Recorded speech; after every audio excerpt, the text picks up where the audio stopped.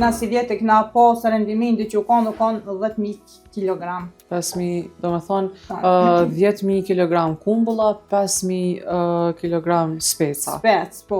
Për specën 25 ore nuk kena mujtë, se po do kemi pas tërëllëtare, na nuk pëkin ato, kena letë për tërëllëtare, për kumbull po, na subvencionojnë çdo vetë. Unë në pestilën për punun si vjetë, thuje kumbullën na e këna shit krejt qashtot, për pestil si vjetë unë 700 kavanuza ma shumë. Do me thonë këta pestil kësi ajvar kum pas ma shumë, që kum bojt në alon spricën për muku, që i kum pas kërkisat ma shumë tajvarë, të edhe këtu i kum pas 300 kavanuza, që si 700 mg, na i të mirë 2025, si djetë një vit pak, edhe më rrina pak, organizatat pak do të me apliku në komunë.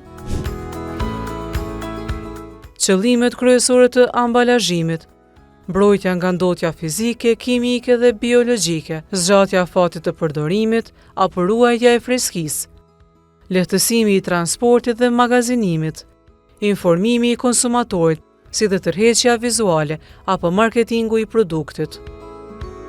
Tash edhe s'punalojnë mishterit, s'punalojnë klientat, kumllën e kina shumë të mirë, e kena edhe agronomin që na i madhë, krejt na kallëzën që urdot, edhe me spec këshyrëm si vjetë, për 25 ore kena bo gati, po nuk e di, është viti i kumllës i nëntë, se na kumllën e kena shit gjithë si të freskët. Ajti kam 50 ore tukë edhe se kena pos asantër që kena mihina kësoj pune.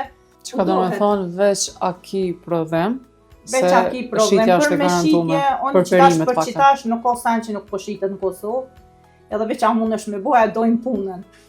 Unë i kisha lutë të gjithë gratë, për shembull si të shohim veten se janë visë, si primi sanit vogël, veç mos muftoh. Sepse mjaftën, fillu, mandej organizata, shoqata, fondacione, ndihma e shtetit, nuk mungon e sidomos me theks veçantë tek gratë të cilët duan me u marrë me një agrobiznes. Kjo konë si depo e qymyrit që shtojnë edhe e keni shëndru. Po e kena shëndru qëto, po me kontarmen, na menojna mu po fabrik, jo po mi një fabrik. Darmen edhe me bo edhe halon ma shumë, se në kontrolta gjdo vetë o mblusin, apo bo kontrol për jashtë.